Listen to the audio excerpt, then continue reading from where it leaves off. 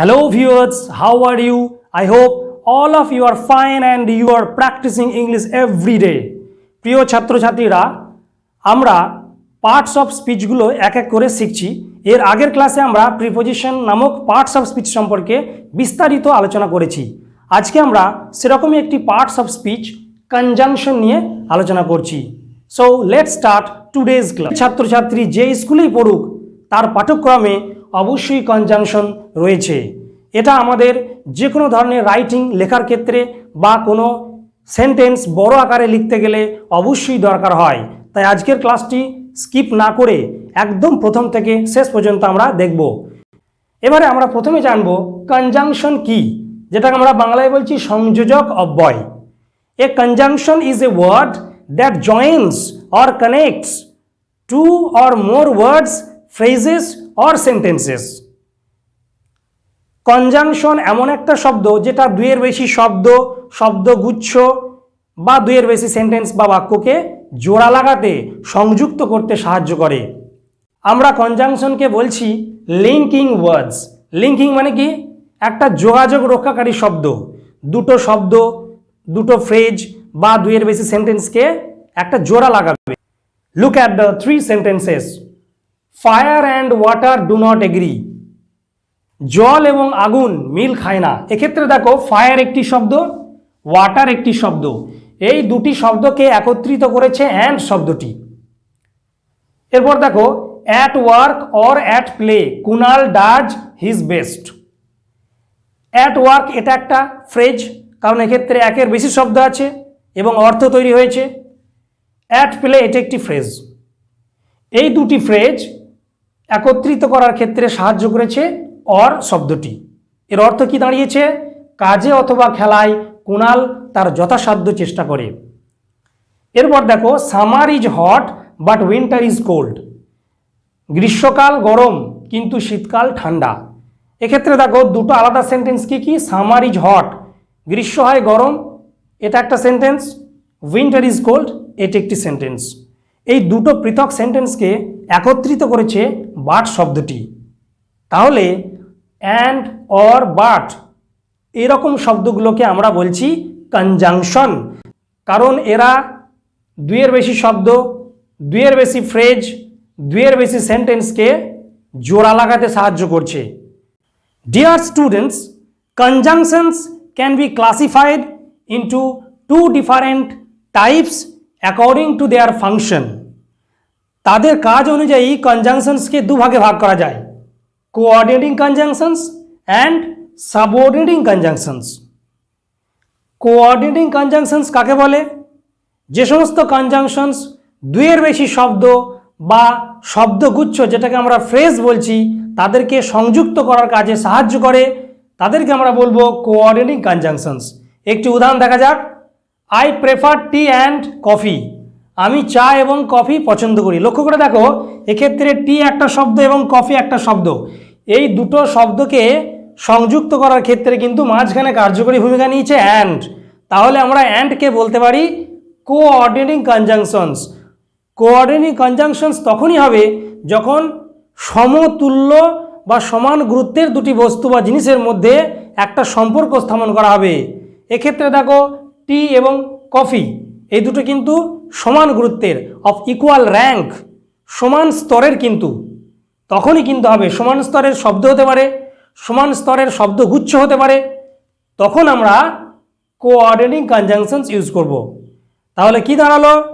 দুইয়ের বেশি শব্দ বা শব্দগুচ্ছ সংযুক্ত করার ক্ষেত্রে কোঅর্ডিনেটিং কনজাংশনস ব্যবহার করা হয়। এগুলো অনেক রকমের হয়, আমরা এক এক করে সব ভাগগুলো জানবো। 2 নম্বরে দেখো সাবঅর্ডিনেটিং কনজাংশনস। এটা কিরকম?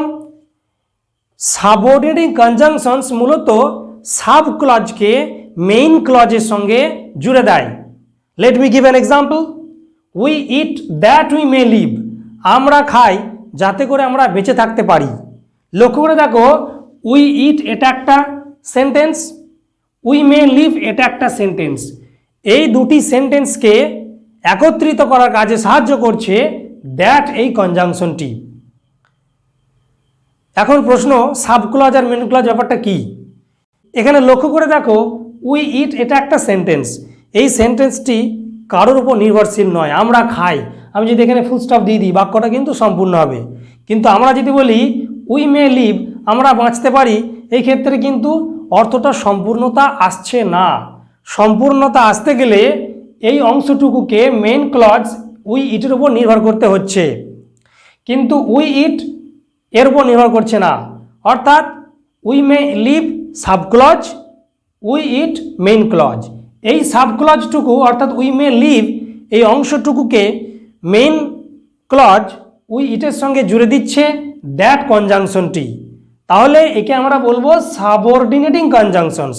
অর্থাৎ সোজা কথায় সাবক্লজকে মেইন ক্লজের সঙ্গে যে কনজাংশনগুলো জুড়ে দেয় তাদেরকে আমরা বলবো সাবঅর্ডিনেটিং কনজাংশনস। এগুলো নিয়ে বিস্তারিত আলোচনা আমাদের ঠিক পরেই রয়েছে, তোমরা ভিডিওটা দেখতে থাকো। প্রিয় ছাত্রছাত্রীরা, আমরা যে দু প্রকার কনজাংশনস পেয়েছি তো সেগুলো সম্পর্কে আমরা এক এক করে জানছি উদাহরণের মাধ্যমে। তোমরা যারা ভিডিও দেখছো তারা খাতা পেন রেডি রাখো এবং উদাহরণগুলো অবশ্যই তোমরা তোমাদের খাতার মধ্যে নোট করে রাখবে, কারণ আমরা যদি সমস্তটা বোর্ড ওয়ার্ক করে করাতে যাই তাহলে কি হবে, the class will be too long, ক্লাসটা অনেকটা দীর্ঘায়িত হয়ে যাবে। এখন আমরা যে দু প্রকার কনজাংশনস পেয়েছি তার মধ্যে দেখো একটা রয়েছে কোঅর্ডিনেটিং কনজাংশনস। কোঅর্ডিনেটিং কনজাংশন সম্পর্কে যারা পশ্চিমবঙ্গ সরকার পরিচালিত মাধ্যমিক বোর্ডের অধীনে পড়াশোনা করছো WBBSE, সেখানে দেখবে ইংরাজি পাঠ্য বইয়ের 26 পাতায় তোমাদের এই কোঅর্ডিনেটিং কনজাংশন সম্পর্কে আলোচনা রয়েছে। তাই এই ক্লাসটা তোমাদের তো অবশ্যই উপকারে লাগবে। দেখো প্রথম ভাগে রয়েছে কিমিউলেটিভ কনজাংশনস। কিমিউলেটিভ কনজাংশনস কথার মানে কি, সংযোজক অব্যয়। আমরা প্রত্যেকটা উদাহরণ সহ দেখে নেব। দেখো প্রথমে রয়েছে অ্যান্ড। আমরা উদাহরণ দিয়ে বলতে পারি the king died and his son ascended the throne. এক্ষেত্রে দেখো অ্যান্ড, বোথ অ্যান্ড। আমি যদি বলি they both love and respect me, তারা উভয়ই আমাকে ভালোবাসে এবং শ্রদ্ধা করে, তাহলে এক্ষেত্রে বোথ অ্যান্ড হলো। আবার দেখো as well as. As well as কথার অর্থ হচ্ছে কি সাথে সাথে। আমরা বলতে পারি the teacher as well as his students was invited to the party. শিক্ষক মহাশয়ের সাথে সাথে ছাত্রদেরও নিমন্ত্রিত করা হয়েছিল, তাহলে অ্যাজ ওয়েল অ্যাজ ইউজ করলাম। এরপর দেখো নট অনলি বাট অলসো, খুবই গুরুত্বপূর্ণ, আমরা প্রায় ব্যবহার করি।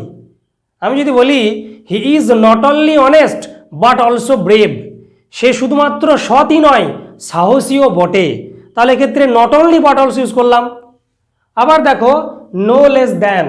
নো লেস দ্যান কথার অর্থ কম কিছু নয়। আমরা বলতে পারি Bimal no less than his father is an experienced man. Bimal তার বাবার থেকে কম অভিজ্ঞ লোক নয়। আমরা কনজাংশনের এত ভাগ দেখে মোটেই ঘাবড়ে যাব না, এগুলো আমাদের জানা থাকলে বাক্যে ব্যবহার করতে সুবিধা হবে, এটুকুই যা। তোমরা যদি ভাগ নাও মনে রাখতে পারো কোনো অসুবিধা নেই, তোমরা শুধু ব্যবহারগুলো দেখো। এরপর দেখো 2 নম্বর ভাগটিতে রয়েছে অ্যাডভার্সেটিভ কনজাংশনস, মানে কি বিপরীত ভাব প্রকাশক সংযোজক অব্যয়। দেখো এক্ষেত্রে রয়েছে প্রথমে রয়েছে বাট, আগেরটিতে ছিল নট অনলি বাট অলসো, এটা পুরোটা একটা, কিন্তু এক্ষেত্রে শুধু রয়েছে বাট মানে কিন্তু। আমরা বলতে পারি he tried his best but he failed in the end. সে চেষ্টা করেছিল কিন্তু সে শেষে ব্যর্থ হয়েছিল। আবার দেখো only, I would help you only I am too busy. আমি তোমাকে সাহায্য করতে পারতাম কিন্তু আমি খুব ব্যস্ত বলে পারিনি, এমনটা। তারপর দেখো হোয়ার অ্যাজ। হোয়ার অ্যাজ মানে কি যে ক্ষেত্রে। আমরা বলতে পারি the rich are making merry whereas the poor are dying of starvation. ধনীরা মজা করছে আর অন্যদিকে গরিবরা অনাহারে মারা যাচ্ছে, এই যে অন্যদিকে হোয়ার অ্যাজ বললাম। এরপরে দেখো নেভারদিলেস। আমরা বলতে পারি এভরিবডি অপোজড মি, সকলেই আমার বিরোধিতা করেছিল, nevertheless I did not lose heart, তবুও আমি হতাশ হইনি। এরপর দেখো however, he was very much annoyed, however he kept quiet. সে খুবই বিরক্ত হয়েছিল তবুও সে চুপচাপ রইল। এরপর দেখো on the contrary. On the contrary এই শব্দটার অর্থ হলো কি অন দ্য কন্ট্রারি এর অর্থ হলো উল্টো দিকে। আমরা বলতেই পারি the king did not run away from the battlefield, on the contrary he fought it out. রাজা যুদ্ধক্ষেত্র থেকে পালিয়ে যায়নি, বরং তিনি লড়েছিলেন। এরপর দেখো স্টিল, আমরা বলতে পারি the matter was painful to him, still he was quiet. বিষয়টা তার কাছে খুবই বেদনাদায়ক ছিল, তা সত্ত্বেও কিন্তু সে শান্ত ছিল। এরপর দেখো ইয়েট, আমরা বলতে পারি India played well yet they failed. Bharat ভালো খেলেছিল, তবুও হেরে গেল বা ব্যর্থ হয়েছিল। Come to the next point, that is alternative conjunctions. Alternative কথার অর্থ হলো বিকল্প সূচক অব্যয়। কোনগুলো রয়েছে? প্রথমেই দেখো রয়েছে অর। আমরা এরকম বলি make hasty or you will be late. তাড়াতাড়ি করো, নতুবা তোমার দেরি হয়ে যাবে। এরপর দেখো রয়েছে আইদার অর। আইদার অর কথার অর্থ দুয়ের মধ্যে কেউ একজন। আমরা বলতেই পারি either he or his brother will go. হয় সে, নতুবা তার ভাই যাবে। আবার দেখো রয়েছে নর।